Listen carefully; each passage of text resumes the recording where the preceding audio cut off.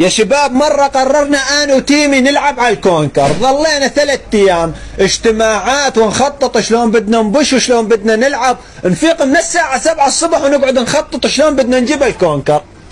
المهم بلشنا بالاقتراحات، واحد قال خيو ننزل بروز هوك ببيت جدي، نظل قاعدين عنده لآخر زون ونطلع، هي كذي يكون تقييمنا عالي. الثاني قال لا يا شباب ننزل الساعة 5 الصبح، أكثر اللعيبة نايمين والبوتات نعسانة مين شايفة قدامها، نجيب كلات حلوة ونتصنف. أنا قلت لهم لا يا شباب ناخذ لنا خيمة وناخذ شوي حطب ونروح وين على ظهرة المطار حوالي البحر، نقعد لنا شهرين الا يخلص السيزون، يعني ناخذ مونة نقاد، ناخذ علب ساردين مرتديلة، ناخذ لنا صفتين 3 بيض، ربطتين معكرونة، نظل قاعدين يعني شهرين الا يريد يخلص السيزون عود نجي. الرابع قال لا خيونا ننزل الظهريات، كون انه الدنيا صيف اكثر الناس نايمه الظهر. المهم نزلنا تقريبا الساعه 12 الظهر، نزلنا وين؟ بياس نايه يا شباب، بواحد نايم اثاري نازل سولو شخير وواصل جورج بول.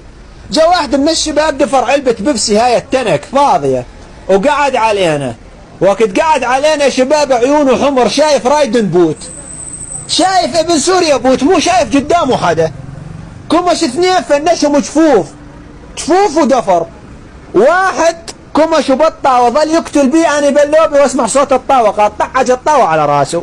كمش هذا ربيعنا اللي اسمه ضاقتهم، كمش بخرطوم مي، ظل يقتل بي نزل كيديه من 4 على 0 ورجعوا على السيزون الثاني، فقد الذاكرة. يقول يا شباب احنا بالسيزون الثاني.